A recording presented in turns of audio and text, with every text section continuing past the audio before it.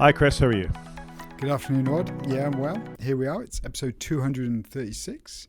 It's August. It's the 3rd of August. Who knew that August was going to come around so quickly? And we are, 5-6 weeks from new iPhones, new iOS, new everything. It's pretty cool. Is it cheeky to ask, are you going to buy one? Right now, no. Unless there's something that's amazing, because I'm scared how much it's going to cost and I'm going to have to mortgage my house.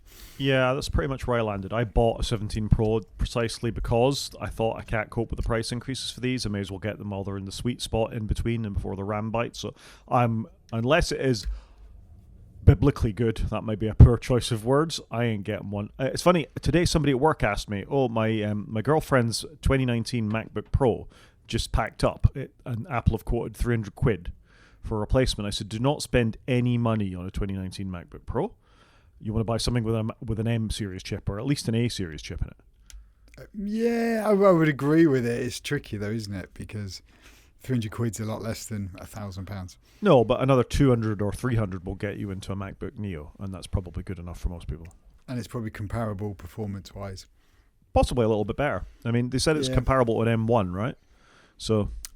Yeah. Well, look, why don't we jump into follow-up? And actually, I'm going to just move an article to the top of follow-up because I'm going through this with my son at the moment, who has just sold a PC he's made and he wants to buy a MacBook. So the first link in there is about shortages of MacBooks.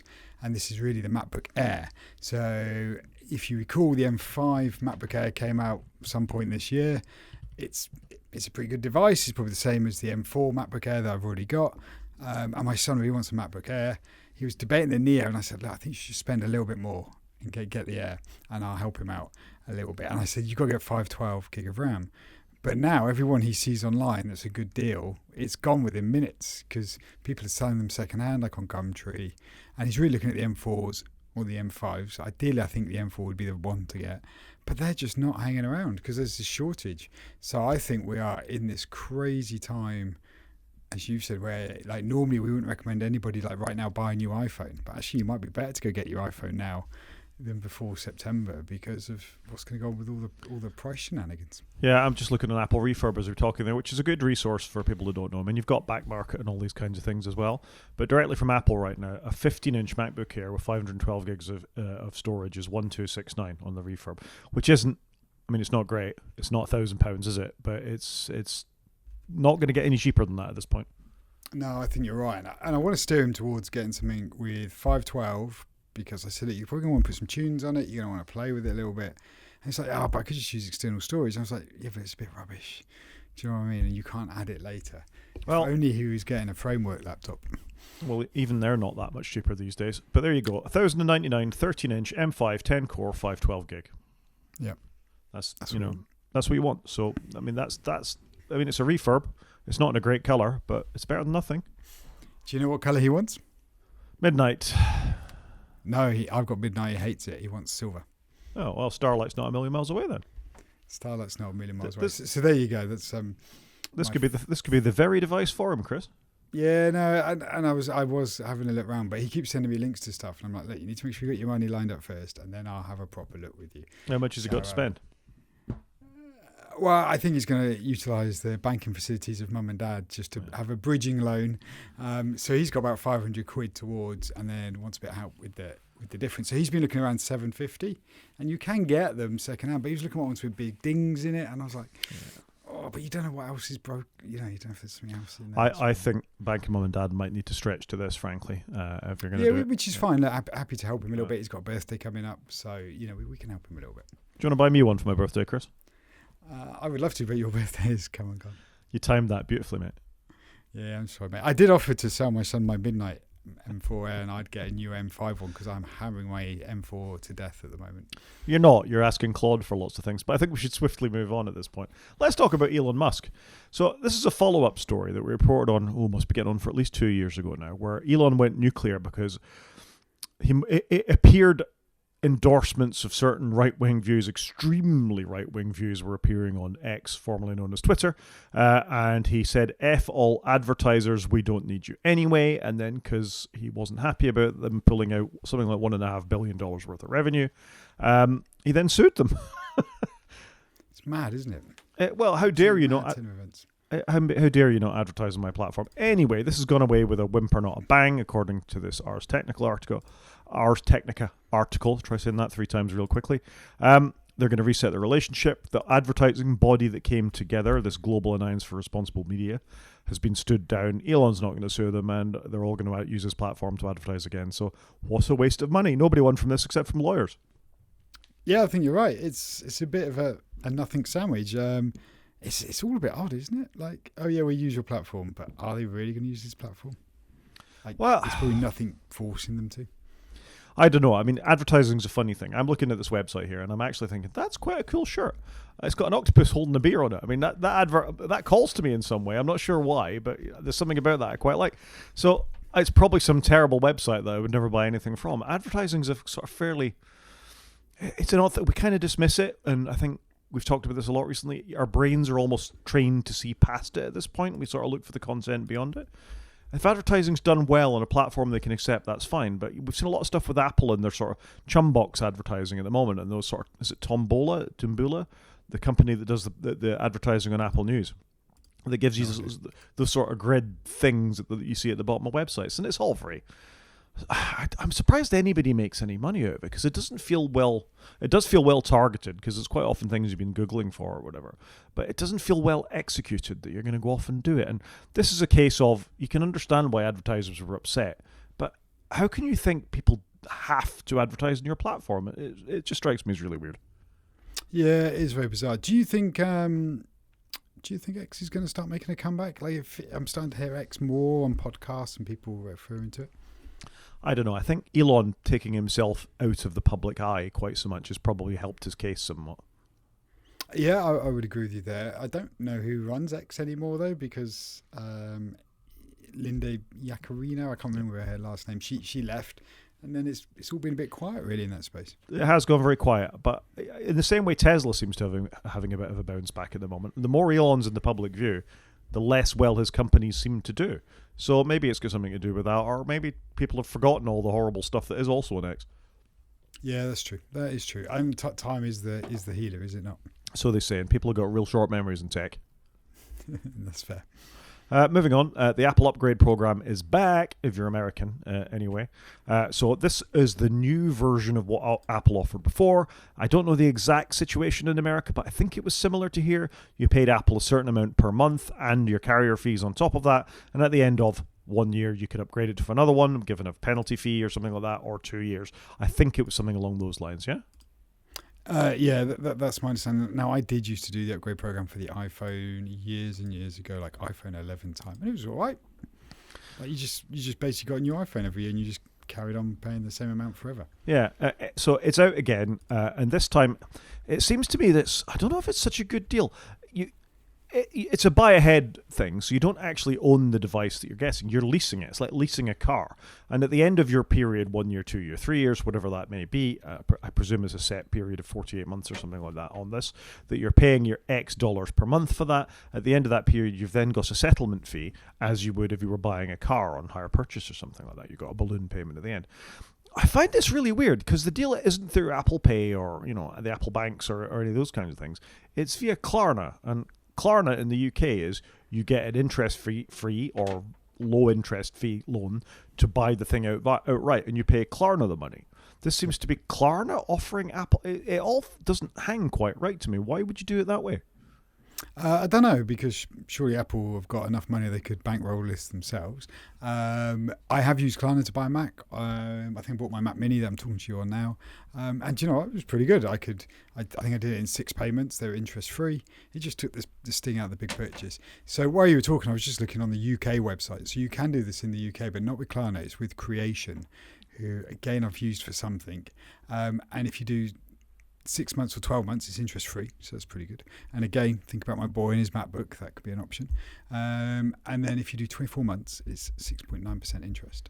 And some go up, if you do 36 months, up to 14.9%. So that's a lot of interest. And that's where they're getting you, for people who haven't got a lot of money but really need the computer, so they can get their money back in the interest payments. The short-term loans, obviously, there's less in it. But I mean, as you were speaking there, and I agree with you, I think I've bought a sofa or something through creation finance before now. That sort of big ticket item that takes a bit to go back, and you'll quite often get the big suppliers like DFS or whoever in the UK, offering. And why would you drop $3,000 on a sofa or whatever it was? So I mean, I get it as long as you're not paying it over and above. Although obviously you should pay attention to your monthly outgoing payments because they're all getting bigger for everything all the time. But this does go for 12, 24, or 36 months on iPhones and Apple Watches. So interesting. Yeah, my big recommendation to people are, if you've got the money in the bank, keep in the bank, do the financing if you want to, and spread the costs. I get it, but make sure you can pay it off at any given moment because they really go for you as soon as you miss a payment. Yeah, you don't want to miss a payment. So I think this seems like a slightly odd program. Like I say, that sort of Klarna uncertainty and about the ownership of the device and how much you need to pay at the end. Extra fees are charged for upgrading early as well. So I mean, this is just another thing to keep in mind.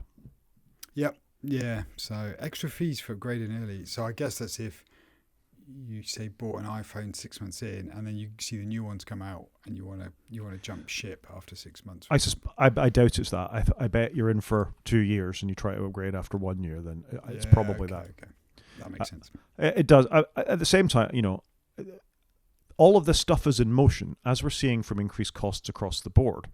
The iPhone 19 will probably be dramatically more expensive than the 18 if we keep going at the rate that memory is expiring at. So Apple may take a more of a hit if you expect to keep your monthly costs as it was for an iPhone 18. So you can understand why they might be a bit cagey about that. Yep, that's true. Moving on, we had a story a few weeks ago about not being able to buy routers if they were made in China. Also recently Hoovers if they were made in China, robot Hoovers particularly, because they've got cameras and they'll be scanning the inside of your flats or your house, so they don't want Chinese Hoovers wandering around people's houses hoovering up their stuff. However, SpaceX has got a special exemption that they will be allowed to buy foreign-made routers because it helps to be the president's mate, right? Wow, it's really, it's quite blatant, isn't it? I'm a little surprised by that. Well, it just shows how bonkers some of these bands are. They don't make routers in the United States through and through, all the chips and things like that. I bet even back in the day, if you rewind with dial-up modems to US robotics and companies like that, I bet even then the chips were made overseas and not in the United States.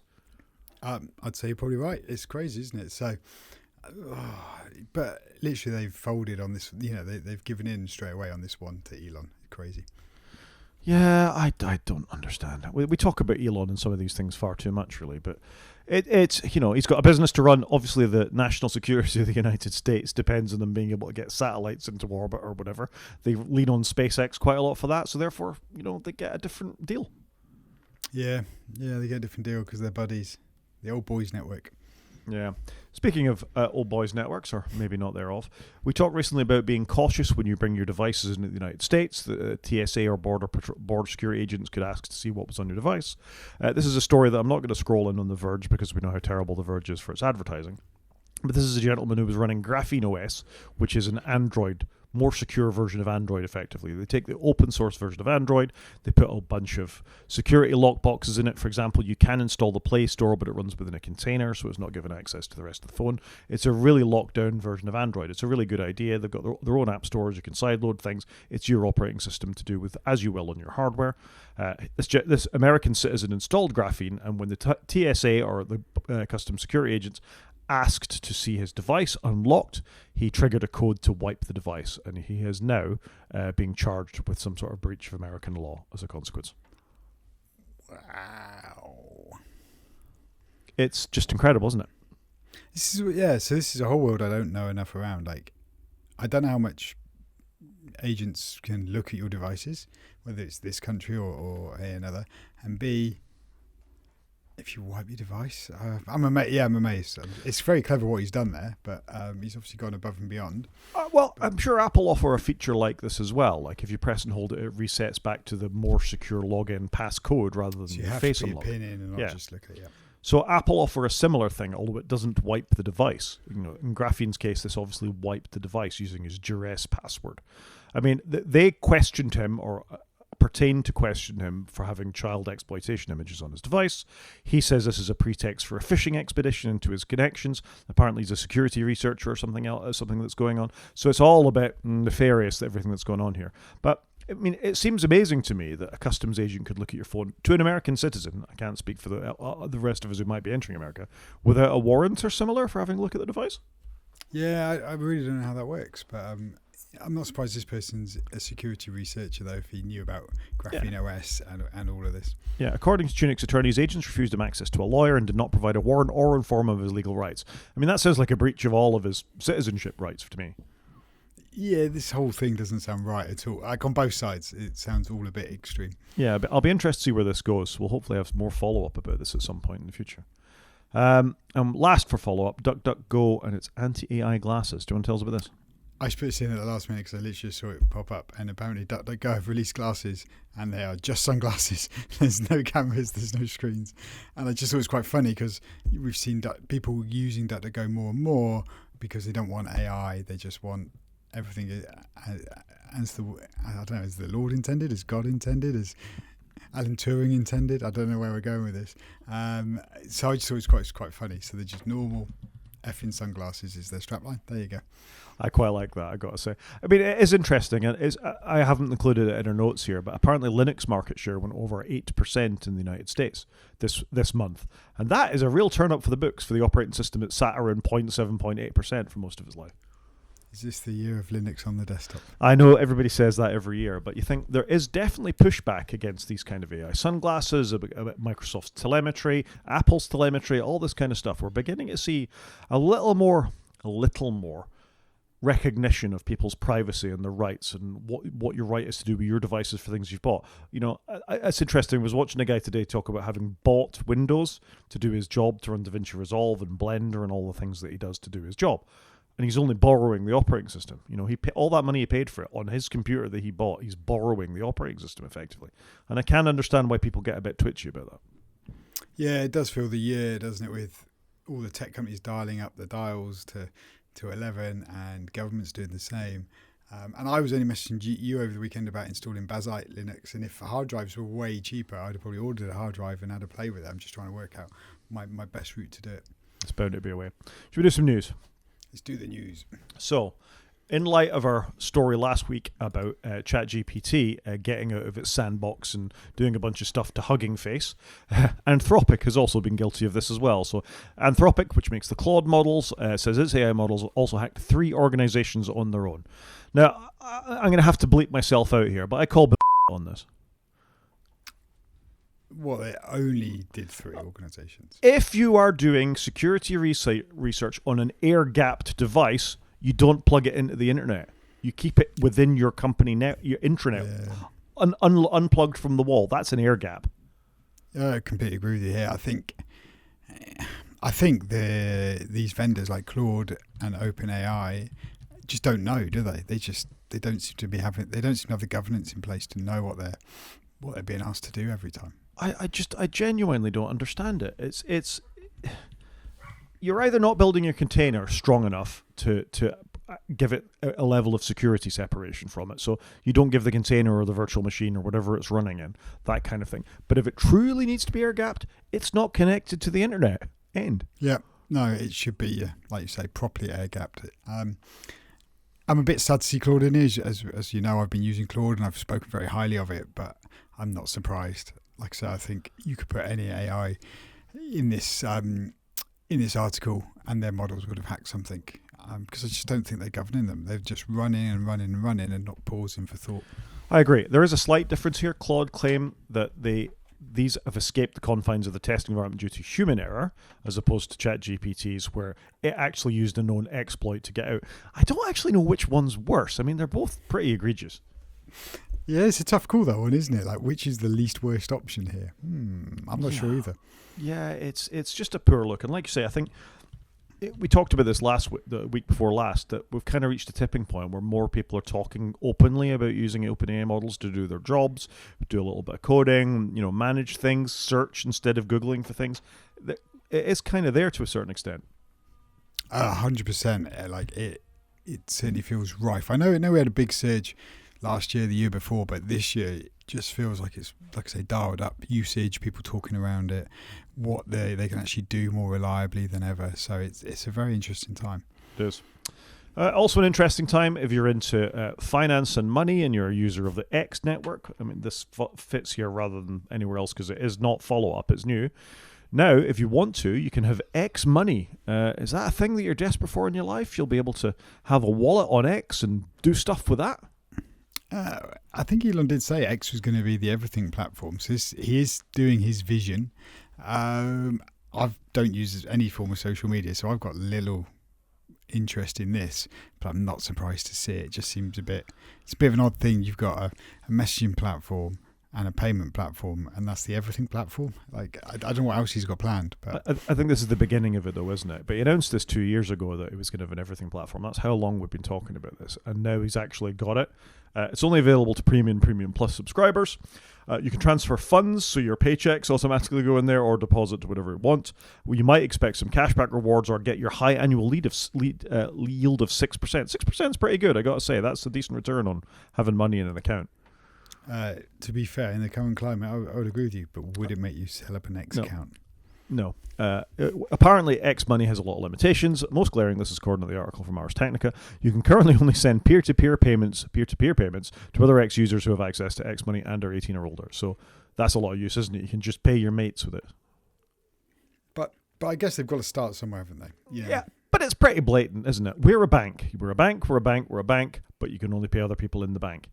So we'll give you money as long as you put your money in, and we'll just cream off the higher interest rate on our investment. So it all stays within the bank. Yeah. It's quite smart. Is it, or is it a Ponzi scheme? Well, no, it's quite smart if you're the guy running the Ponzi scheme and you want to be the world's first credulionaire. I'm sure that it's just the beginning of, what will eventually be an extremely reputable financial service that other people will want on board, I'm sure. Are we going to see Google Pay, Apple Pay, and X Pay in shops? When we pay for our shopping. Oh, used to see Samsung Pay. I see less of that now. It's just Google or Apple. Yeah, it is largely Google or Apple. Yeah. Moving on and getting back to our AI agents, they're all fun until somebody manages to embed one within Word. So you and I are old enough to remember, and I'm probably sure they still exist, that Word macros were a thing. Visual Basic macros were a thing you had to disable.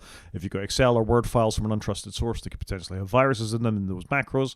Well, now they can embed an AI model within that, and that will hijack your computer instead. So this is from, I'm going to struggle with his name, something like Håkon Malloy, who's a Norwegian data scientist. This is from the Register. He has a PhD in applied AI and machine learning, and he's issued a blog post saying that in considerable detail about payload for your Word documents. So I think this could be a very bad thing, couldn't it? Yeah, I thought we'd gone past all the macros and what have you in Excel and Office documents, but clearly not. Clearly now they're now a thing. It's a bit like I thought command line was dying off, but clearly not. So it does feel like everything's coming back around this year. I mean, it makes sense from his actual article. An attacker places hidden instructions in a document that is later used as source material on Copilot or for Word. Copilot may interpret those instructions as part of the user's request, causing it to manipulate the document being drafted or edited. Copilot may then also carry the hidden instructions to the resulting document, turning that document into a new carrier. If the carrier is subsequently used in another Copilot-assisted workflow, the instructions can trigger again and propagate into further documents, and even without the original attacker's document being present. So it's like you've got hidden code within your document. It's quite clever what he's found there. Fair play. It is quite clever. I hope Microsoft get on top of that quite quickly, because we all still share a lot of Word documents around. Yeah, and they are pushing Copilot. They certainly are. For X of your pounds per month. More than X of our pounds per month have been spent by Apple trying to get glucose monitoring into the Apple Watch. We've heard about this. Every version of the Apple Watch since about the 5th version, we've been told is going to have glucose monitoring. None of them have.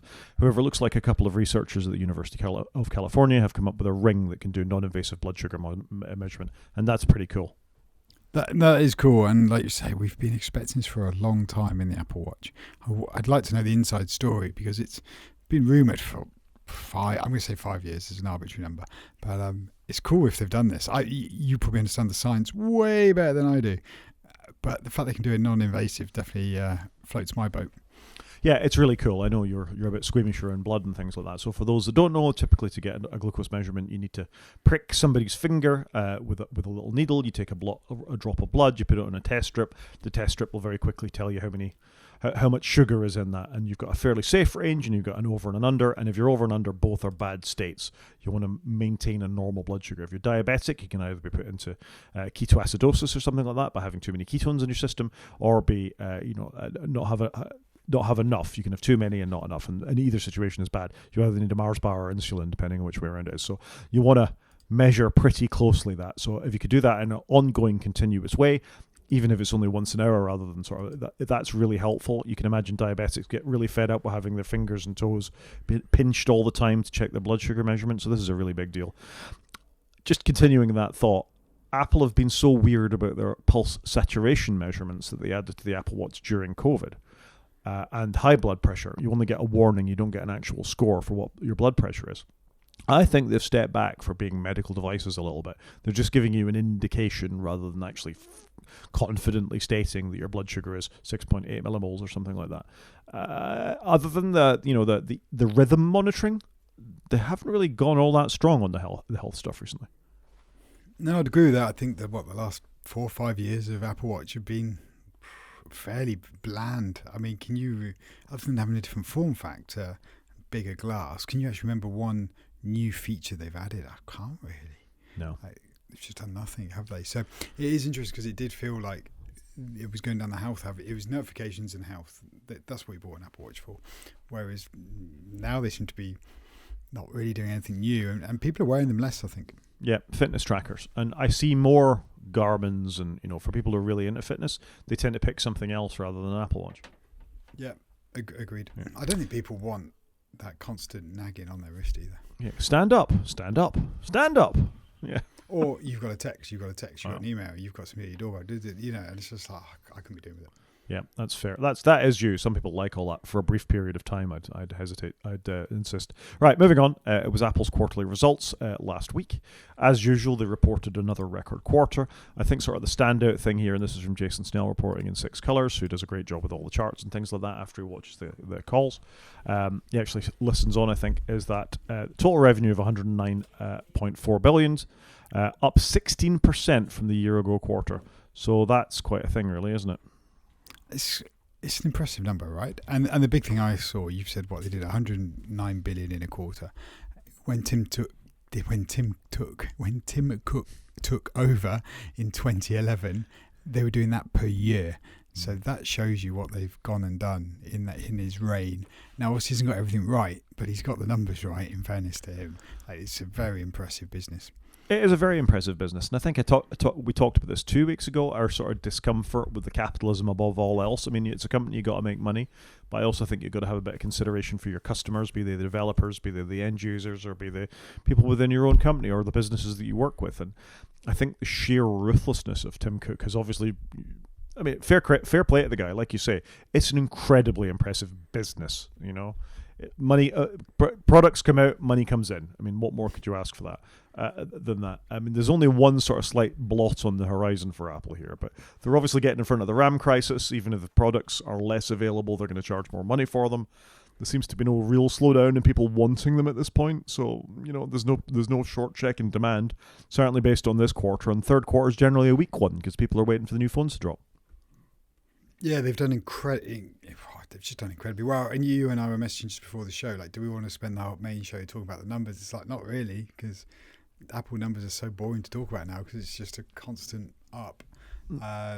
It would be nice though if they could carry on making the money whilst keeping their moral compass in check. I think that's the bit you and I have both struggled with. Yeah, I think I'd agree with that. So I just want to zoom in on a couple of things. Yeah, they made all the money. If you look at the gross margin, it's up again. Yeah, they make all the money in the world. However, the one thing we've talked about for years and years and years is the services line. And it takes a bit of a dip this quarter, and I think that's worth sort of honing in on a little bit. It's the first time we've seen that. Yeah, that's their profits. Do you think their profits dipping because the cost of providing the services is going up, like i.e. the cost of compute and storage? Well, it could be a factor. However, in our second article here from 9to5Mac, that they're saying its App Store regulatory changes are beginning to affect its services growth. So that's them being idiots about Europe and China and Korea and the UK and Brazil and that they have literally a license to print money in services. And in fact, if we go back to that money printing machine has done incredibly well from them since quarter 4 2022. So it has, and they could have managed this whole situation way better rather than just leave it as it is and then it falls off a cliff. If they'd have managed this and tweaked the rules as we went, they would be in a different position. I mean, falls off a cliff is a bit much. They're still making shed loads of cash here. It's slightly dipped. Brackets falling off a cliff. It's very slightly dipped. That for them, that probably is falling off a cliff. There'll be some executive somewhere at Apple really wringing his hands about this, but I'm not 100% sure I believe this, really. I think they can turn the handle on this. I mean, we're seeing them put prices up across the board. We talked about them putting up App Store prices in the United States 2 weeks ago. We know they did it in the UK before. It's a terrible advert, that, isn't it? I was just about to say, can you scroll up? So yeah, it's like I say, Rod's on 9 to 5 Mac, and the advert is of somebody having their fungus on their toenail slightly burnt off by the looks of it. Yeah, situational blindness for advertising. What were we talking about? It's gone down from 16% to 12%. That's so they're still making money, but it's like the Volkswagen situation, isn't it? But their revenue though in the previous quarter was 30.98 billion. It's now 30.73 billion. Yeah. It's nothing. It's nothing. Comparatively, you don't really see dips. I mean, we had one dip in like Q4 22. But other than that, it's been money all the way for not doing an awful lot. And, you and I have talked at length on this podcast about what are we actually paying for with some of our services revenue. I think we've both been questioning our £30 to £40 a month for Apple One, and we're trying to work out how we can maybe reverse out of some of that. I know I'm definitely thinking down that avenue at the moment. Should we do some media and I can talk about another £30 a month I'm spending? Go on then, let's do the media. So, bear with me here. I paid every month for many months £26 a month for the privilege of subscribing to MotoGP. So that would give me 3 races. It would give me the Moto3, Moto2 and MotoGP and some of the other stuff around that. So a couple of press conferences after the flag. I suspect Formula One's very similar. It's like their own service that they give trackside for the cameras and everything. They then franchise off to companies around the world to resell the feeds. I suspect Formula One's the same. Yeah, I basically pay that for Sky on Now TV so I can get the F1 channel. So, but all I was getting was those races. And I was thinking... Okay, so I'm getting the whole of Sky Sports. Yeah, I wasn't. I was literally only getting MotoGP. So then I thought, surely I haven't watched World Superbikes in a very long time. I'd quite like to watch that. So I went to look for a service that gave me World Superbikes, expecting to find another $26.99 a month service. And then I came across TNT Sports, which is part of HBO Max here in the UK. And that gives me MotoGP, all of it, World Superbikes, all of it, British Superbikes, all of it, and all the other stuff that's on HBO Max. So things like The Pit, Game of Thrones, House of the Dragon, all the Christopher Nolan movies, Succession, White Lotus, things like that. And yeah, I'm spending a bit more. I think it's $37 a month I'm paying at the moment. But that means it's month by month. I can cancel it anytime. There is a cheaper way of getting it. But when you go HBO Max with sports, these prices go up a little bit. But I just thought, for the sake of another $10 a month, that seems like quite a decent deal. Yeah, that's not too bad, actually. I'm aware of TNT as well because they do broadcast some of the Premiership games. And when my son wants to watch some of the Premiership games, you need so many different services to watch one sport. It drives me potty. Yeah. So here we are. So this is what I've subscribed to. I'm on the monthly plan. HBO Max, TNT Sports. It's $36.98 a month. But so it's £10 a month more than I was spending before. Maybe £11 a month more than I was spending before. And like I say, you can get it more cheaply if you agree to sign up for a year. But it's quite a good saving for a year. Like if you wanted to commit to it, at least you get a reasonable saving because sometimes you don't. Yeah, and of course, what they're trying to drive you up towards here is the $45.98 a month one, or what is that up here? $34.99 a month. That's actually not too bad. Where you get 4K, lots of downloads, blah blah blah blah. But I don't need any of that. I need to be able to watch my MotoGP races, and I'll start watching World Superbike again, and some of these other things. Like I quite like to watch Game of Thrones from the beginning in nice high quality, I think. So yeah. I've never seen Game of Thrones. That's horrifying. I know. I'm a bad person. Anyway, it's yet another streaming service, and it is making me think. Well, that's almost what I pay for Apple One, isn't it? $36.99. But that's pretty much the same. Yeah, I'm in a similar place to you. So I've got Prime at the moment just because I get the delivery. But The Bear season 5 has dropped on Disney. I thought I'll go watch it, and I was like, I haven't got a Disney subscription. So that's that one then. I will probably go and get Disney to watch it for a month, but and catch on some other bits. But I'm trying to be a bit more selective, because otherwise you end up just having these things. And I find actually most of my family don't watch half of it. So I'm purposely not buying them until I need them. Yeah, I think that's fair. So this works for me because I get the sport I want and a few other bits and pieces as well. So it's a bit of a bonus. I do play for Disney Plus. Season 5 of The Bear is awesome, by the way. You should go immediately and watch it. But yeah, so that, I just thought I'd give an update on that. So for clarity's sake, I currently subscribe to Apple, Disney, and HBO Max, and I think and Channel 4. That's my streaming services. I think pay for Channel 4 to get no adverts.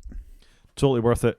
And also support Channel 4 because, as per our next story, beautiful segue, Netflix has just edged past the BBC in its latest UK audience survey. So this is where we're beginning to see the streaming services. And we talked about this in relation to YouTube about a month ago, I think. But now it's actually facts. Ofcom has reported that Netflix is bigger than the BBC. Oh dear. I would concur with that, but do you know what? Not that surprised. I'm certainly seeing it with just people I'm talking to. They're cancelling their TV license. Like, don't watch the BBC, and you can see people cancelling it. And I was like, I wonder, could I do that? I mean, it'd be a bit of a readjustment for my family. But you're seeing it, right? And I guess you've got the older generations, sadly passing away, and so the younger generation is becoming bigger than the older generation, and they're brought up on streaming. So they're not as institutionalised on watching BBC and regular shows. It's a mix of things, isn't it? I mean, I know a couple of people, I'll say generously our age, but I'm significantly older than you, who won't pay a licence fee because they don't want to watch anything that's on the BBC. They do consume most of their media from YouTube or Disney Plus or one of those things, so why would you pay for a licence fee? I do pay. I suppose that is another form of streaming I hadn't considered. I do pay for a license fee because I kind of want to support the institutions, and I do want to watch Race Across the World, or I do want to watch one of these things from time to time. So I'm quite happy to pay it. However, I found I've disengaged almost entirely with mainstream news. That I get a little bit from here, there, and everywhere. I try and be balanced about it. But BBC, ITV, any of them, I won't sit and watch a 35-minute news program anymore. Occasionally we put it on just to what's going on in the world. Do you know what I mean? But it's not a daily, let alone a weekly thing. It's just every now and again. Anyway, I think it's quite sad for the BBC because, as they point out in this article here, Sky has just bought, which is Comcast, an American company, just bought ITV. We're seeing a lot of our national broadcasters and infrastructure. I mean, Sky itself used to be Australian. Rupert Murdoch used to own Sky, right? Isn't he? I thought he was British. No, he's Australian.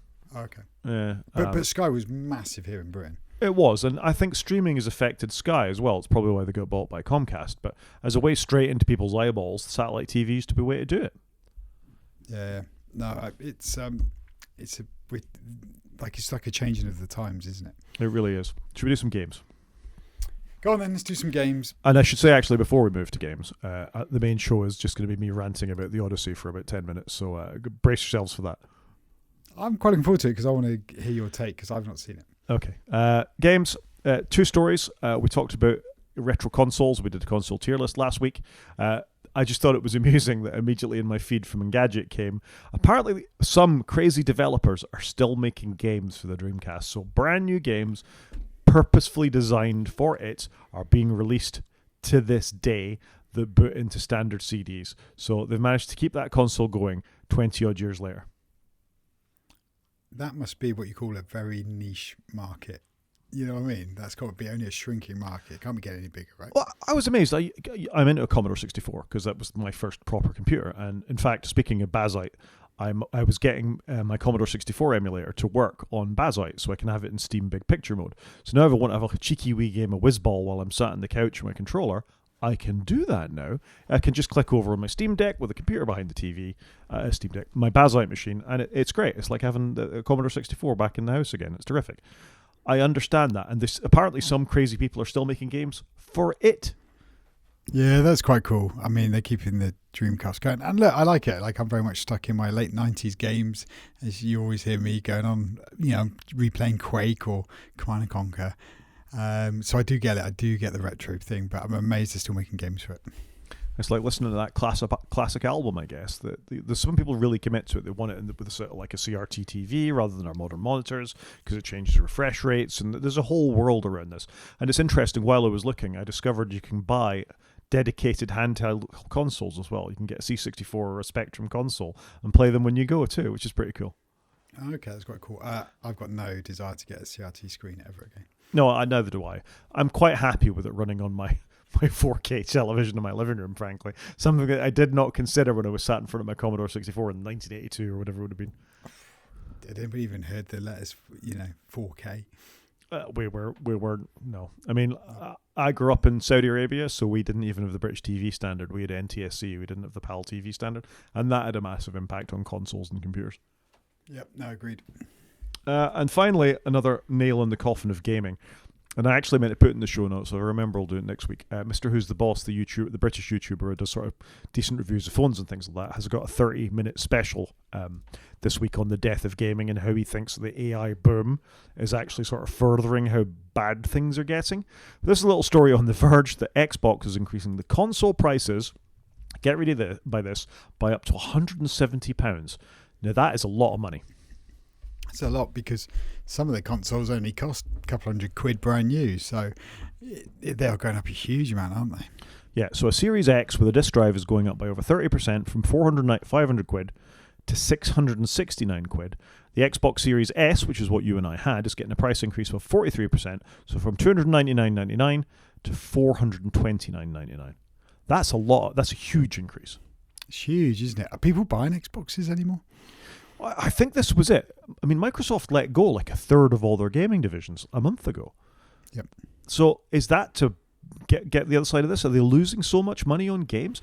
I got to say, by the way, that when they went and bought Bethesda and all these big companies for billions, they presumably thought that all the gamers were going to come to them, and that's not been the case, clearly. Yeah, I think that's not been the case at all. That gamble's not paid off, and now they're trying to exit their position. It's a bit like when EA bought all the studios back in the day. They bought them all and then they didn't really do anything with it, and then you just lost all that good IP, and you thought they would milk the IP or over milk it, but they didn't. They just owned it and didn't do anything with it. Yeah, I really don't understand that, and I think EA are about to stop being a publicly owned company again. They've been traded back to a Saudi investment firm. Yep, I believe that's correct, which does kind of make sense because if you were an investment buyer, there's a lot of IP there. There is a lot of IP there, but I think what we're seeing from moves like this is that there isn't a lot of appetite amongst gamers for that. Well, maybe if they'd maximised that IP from the outset, perhaps. But when's the last time a game came out that you absolutely had to have? Gran Turismo 7. Right. So how long ago was that? 3 years ago? 4 years ago? Four. Yeah. Four, the 5. The PS5 is 5 years old at this point, so it was a year or two. 6. Yeah. Getting right? towards 6 soon. The Bond game I was interested in, that's quite good. Yeah, but you didn't go back and finish it. We talked about that a couple of weeks ago. Oh, no. Right? I haven't really gone back to it at all. And that's kind of my argument, is that, and I do it too. I bought that Star Trek game, which I've played the first mission of many, many, many times, because I want to see what it would look like under the TV. But I don't have the time to dip into a very long-form game anymore. Even Battlefield and games like that I've wasted hours on. What do I go and play? I play Slay the Spire 2 on every single thing I've done. Now, that is not the most intensive game. Thankfully, that's not the most intensive game, because any day now, Xbox or Sony or Nintendo are going to want to sell us a next-generation console, which will be vastly expensive because of the price of RAM and SSDs and component shortages and yada, yada, yada. And that is a vicious circle where there are no developers anymore because they've fired them all. All the prices have gone up because of AI costing everything. Therefore, you can't afford the machine, but there's no one to make the games. Therefore, you've got to put the prices of the devices up again. You can't get a graphics card if you're a PC gamer because they're all going to AI chips as well. Where does this end? Unless the bubble bursts, this could be the end of proper AAA mainstream gaming. Yeah, you're not wrong. And a point you just made about long games. When I hear someone say, it's a good 30-hour game, that actually puts me off wanting to play it. I'd rather have a slightly shorter, better game because then I've got a chance of finishing it. Which is where I am with the Bond game. I will get back to it at some point. It's hard getting PlayStation time when you've got 2 teenage boys, is what I've noticed. But no, I agree with you. Coming back to your last point, though, is this the beginning and the end? In that getting hold of chips and cards. Everything's getting more expensive. Children, teenagers, are they going to get priced out the market for buying stuff to feed their interests like you and I would have done when we were their age? And even much older, right? Even you and I are looking at things going, actually, I don't think I want to upgrade anything, which is probably the first time we've ever said that. Yeah, and that goes from phones. I mean, you and I, there was a period when you and I bought a phone every year. Yep. They were the glory days in hindsight. Yeah. I had some money, the phones weren't too expensive, whereas now I haven't got any money, the phones are way more expensive, and I'm a lot more cautious. Maybe we'll go to the movies instead, eh? So go on then. That's a good segue into our main show. Why don't you tee us up nicely? So I thought I'd start this by sort of a counterpoint, because I want to talk about Interstellar later. I watched Project Hail Mary with my eldest daughter again, and I actually went with her to the cinema to see the Odyssey too. We watched Project Hail Mary on the Wednesday night, and then we went to the cinema on the Saturday, or some timeline like that. Anyway, Project Hail Mary, watching it again on streaming. What a terrific film that is. It's a very long film. I'd say it's like 2.5 hours, something like that. The answer's in front of you. Is it? I can't. Yeah, it's 2 hours, 36 minutes. Oh, what a guess. Look at that. It's about 2.5 hours, yeah? It's got amazing scores on Rotten Tomatoes, 95% from the critics, 95% for the audience. It's very long, lots happens. It's got great sound design, great special effects, wonderful cast and crew, performing at the top of their game, really. Has a bit of puppetry in it for the alien and all the rest of it. Have you watched it yet? I've not watched it. I have read the book. Yeah. So you know what happens. There's no spoilers here, and I think everything in the trailer spoils it anyway, so I'm not really giving anything away by that. A beautifully executed film based on, well, let's not call it a classic novel, but certainly it's got a bit of mainstream impact from The Martian. I think Andy Weir got a little bit of stuff. The novel was well regarded, and a couple of years later they come along and they knock it out of the park in terms of what the film looks like, sounds like, and what it made back at the box office. And both critics and the audience loved it, both on Rotten Tomatoes and, I'm trying to balance these days, on Metacritic, where it's generally favourable. Over 70% on Metacritic's pretty good going. Not so good from the critics, really good from the audience, I would say. Project Hail Mary, I think you could say, was a success based on that. Yeah, no, I'd agree. It looks fantastic. Like, the whole film looks great. The scores were great. And when you're back on Rotten Tomatoes, that's like 25,000 regular people rate it, and it's still got over 95%. Yeah. So, I mean, Rotten Tomatoes, the sort of ratings can get gamed quite easily because of the way that they score them, which is why it's quite nice to look at the balance sometimes between them both.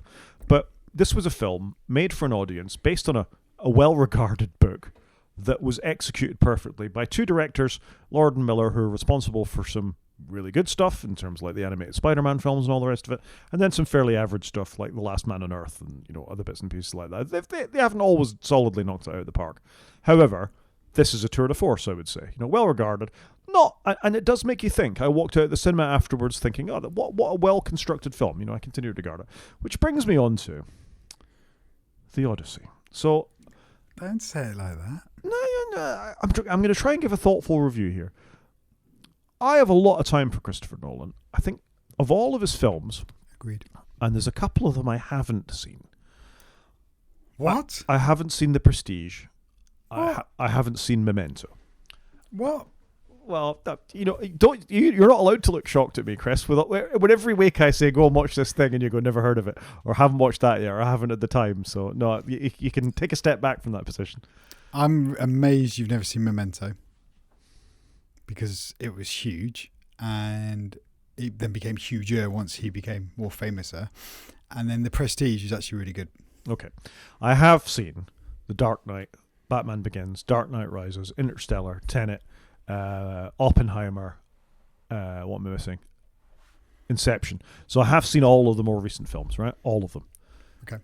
And I've learned, and Dunkirk, and what I've learned with Christopher Nolan films is you shouldn't judge them on one watch. Yeah, that's fair. Especially some of his weird stuff. Yeah, and by weird stuff, we mean Tenet and Inception as much as anything else, and possibly Interstellar, although I reserve a bit of judgment on that. So this is Christopher Nolan. He's gone out following the massive success that was Oppenheimer, which was basically people in rooms talking to each other, which he managed to make exciting.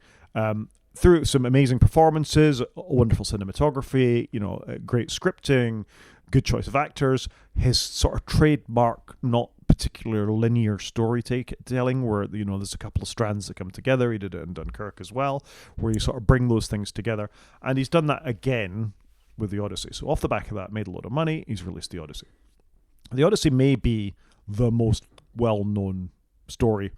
I mean, excuse the Bible from this, but, it's been around for 3,500 years. I believe it's a poem. By Homer, who wrote two, the Iliad and the Odyssey. But it's like the size. It's a poem that's the size of a book. Yeah, it's been around a long time. There's lots of hot takes about it, and in fact, I've included in the show note a hot take from somebody. Well, maybe hot take's unfair. She was the first well-regarded female translator, effectively, of the poem. Who's a professor now in, I think, University of Philadelphia or something like that, giving a sort of female narrative or a more female point of view to what's historically been a fairly well male-dominated, review of it. Anyway, it's an interesting film. It's very, very long, and the fact. It's only 3 hours. Yeah, but I want to make that point and draw the distinction back to Project Hail Mary. It's only 20 minutes longer than Project Hail Mary. It felt a lot longer. What, is that good or bad? Yeah, that's probably bad. Now, I must confess, the length is put me off going a little bit, because I think I've got so used to not going to the cinema since the pandemic that actually going is quite an event now. Yeah, and again, I want to hedge all this by saying I will watch it again, and I have to watch it again because you've got to give Nolan films a double shot. However, watching it in a fairly cramped cinema with about 100 people and every seat was full and a really hot evening was unpleasant by the end of the experience. Yeah, that is also put me off our current heat wave. Yeah, that suspension... You're not guaranteed good aircon wherever you go. That suspension of reality was tested. And the fact that I sat there for the whole almost 3 hours says something, really, that I did actually sit there and do it. I want to come out and sort of say that the length is a challenge then. And I genuinely, and I don't think I've ever said this about a Christopher Nolan film before, it needs some editing. It needs about 30 minutes of shots that are left lingering too long or sequences that go on a bit too long that just need a little more fine-grained chop here. And I understand you might be losing a tiny nuance of one of the performances or something like that, but and again, no spoilers, there's a shipwreck at one point and Odysseus is left on the raft for a little bit too long with some incredibly loud sound effects going in the background that was actually painful to sit through because it was so bright, the flashes of lightning, the soundtrack was so loud you could barely listen to it, and the whole cinema was genuinely cringing as this felt like 3 hours itself, but probably 2.5 minute sequence went on with the waves crashing and the thunder going on and the lightning happening, and it was all just a bit much, and my fatigue got a little bit too high at that point. Yeah, I know what you mean. I've watched a film like that before. I'm trying to think what it was. It's like, oh, come on, just cut already and move on. And I don't like a good shot in a bit of scene setting, but you're right. I think it can get too much, and sometimes it's where you've got to be harsh. And even though you spent all this money on this effect or this scene, sometimes you've got to cut it down because that's the right thing to do. Yeah, and I'm not an award-winning director, scriptwriter, actor, any of these things, but I'm a fairly enthusiastic audience member, and I have reserve for Christopher Nolan. I think I can look past his biggest successes. Like Interstellar was another example. That it's a beautiful movie that you need to watch 3 times to really get your head around how it all comes together. But it took me that 3 times. Yep, what a soundtrack as well. Yeah, Hans Zimmer is absolute best in that, and that's hard to say because Hans Zimmer is just phenomenal in almost everything he does. Yeah. But Tenet was the same. You need to watch that a couple of times. Oppenheimer was a bit easier to watch first time out because it was a slightly more linear story. I know there's some strands that came together, but a lot more linear, so it was easy to watch. Whereas a lot of his films you do need to watch a couple of times. Right? Yeah, and I think that sort of speaks to this, that maybe it's because we know this tale, and it is slightly out of sequence in terms of it, but I feel it's the most straightforward film Christopher Nolan's ever done. We know about the Trojan horse. We know it took Odysseus 20 years to come home. We know about some of the legends that he faces as part of this. And he said there's a line at the start of the film, a time of apparent magic. And he sort of leans quite heavily on that for what it is that you're seeing on the screen. This is all told from Odysseus' point of view, after all. So, when he sees the Cyclops or he sees sort of the giants on the beach, I'm not even going to try and pronounce their name of the big. They're actually in the cover of it for those watching the video. The big silver guys who are facing Odysseus in that particular cover thing. It's from his point of view the story's being told. So you've got to take that apparent magic. The Greeks were all about their gods and Zeus's law and all the rest of it. But it's interesting, and I think at no point do I want to get the idea that it's a bad film. I think the audience has been a little generous. I'm not surprised the critics have gone mad for it, because it's a spectacle. It's the way cinema used to be. You know, when you go back and you talk about Lawrence of Arabia or one of those things, it's got that sort of epic feel about it. But I don't think that means you shouldn't be critical about what you're watching, and that's what I'm sort of trying to get across here a little bit. No, it makes sense. It does. You want to be critical. Did you watch this with one of your daughters? Yeah, I watched it with Anna. So what was their view? Well, that's why I kind of want to contrast it with Project Hail Mary, because there's only a 20-minute difference between those films. This is the second time I watched Project Hail Mary, and both times it whipped by. You know, I was in the moment, I was enjoying it, I didn't feel uncomfortable, I didn't feel any of it went on too long. Of course, it probably needed a bit of an edit or a bit of a nip and tuck, but this was dwelling on it, and that kind of, again, I don't want to be unfair to it. It kind of brings me to my sort of next point about the themes of it. And I don't even know if I should talk about this really. You should probably let you watch it yourself and sort of draw your own conclusions about where the themes are going. To me, it's very of the moment. It's about societal change, and it's about traumatic stress disorder or post-traumatic stress disorder and how people react to that. He's obviously been a soldier. He's went to war. That decision to come home, was it deliberate? Didn't he want to go home? Has he become the thing he hated that he was going away to fight for by that? So there's a lot within it, the sort of themes that are risen. I won't dwell on it any more than that, other than to say there's more to it, but they're sort of the sort of primary things that came over to me watching it. And it's helpful to highlight that stuff. I think it is important. You know, climate change is here. You know, we're about to have massive societal change. AI may alter everything. You know, you could read all sorts of things into this sort of depiction of events. And that's sort of the joy of translating or your own version of what something would happen. And just before I'll let you respond to that, and I'll go on my next point. Any thoughts about that, or does that sound reasonable? It sounds reasonable, but hard for me to comment a little because I haven't seen it. So that's my concern there. So I do want to talk about the acting, and I don't want to talk about the wokeness of it. So Elon and others got really upset about the fact that black people were cast or transgender people were cast in particular roles in this movie. And I just think, grow up. You're already watching a film about, you know, cyclopses and people put in beaches and mysterious gods and all the rest of it. Grow up. It's an interpretation of somebody's view of something, as Homer's would have been in the poem 3,500 years ago. The acting is universally, with one possible exception, excellent. I think everybody was well cast. I think the story is well told. This particular thing about the female scholar that already got a backlash from interpreting it from a female point of view, she hasn't liked the movie because she doesn't like the way it's been written particularly. I think Christopher Nolan based some of what he was doing on her take on Homer, which is why it may be the way that it is in some ways, but she doesn't like the fact he left things out, and there's all sorts of issues. So she is being critical of him in the same way people were being critical of her for her interpretation. I think it's Chris Nolan's interpretation. It's as good as any other one. It's as valid for him. And lots of people have been to see it. So I think it's well cast. I've got no issues with that. The soundtrack is great. The acting is... Here's my caveat to the acting. It's all done in an American accent. All of it. And you've got people like Tom Holland, Spider-Man, speaking and calling Penelope Mom. Now, that's a modern take on something. But if he'd said mum, I wouldn't have thought twice about it. I don't mind people acting in their own accents. Why go with this sort of generic American soft drawl thing for everybody? I was a bit baffled by it. Yeah, that is interesting because obviously Christopher Nolan is British. Yeah. Yeah, I don't know how I feel about that. But then it can be challenging as well when people put on accents and it doesn't work.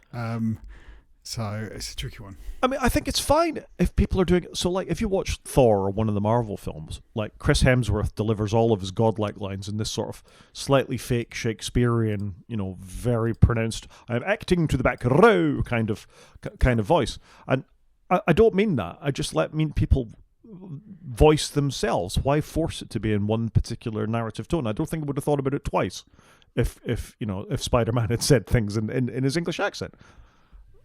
Yeah, no, I can understand that. I need to see it, I think. I think you do. I think let's have we won't maybe turn the main show into it, but I think we can have a discussion about it in a couple of weeks. And I think that's all I've got to say. So I didn't not enjoy it. My sort of first snap decision on it is it's 3.5 out of 5. Must try harder. But there's a lot of very positive things about it, and I did leave the cinema thinking about it. So I don't regret having given Chris Nolan my money to go and see. No, that's fair. And if it was thought-provoking, that's good.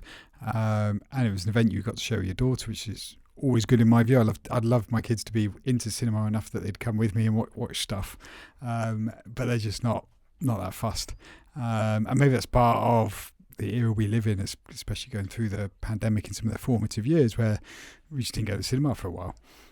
I think this might not be a bad thing to bring them to, because it is based on that. It's a classic tale. We know about the Odyssey. I mean, we have the word Odyssey because of Odysseus, for good to say.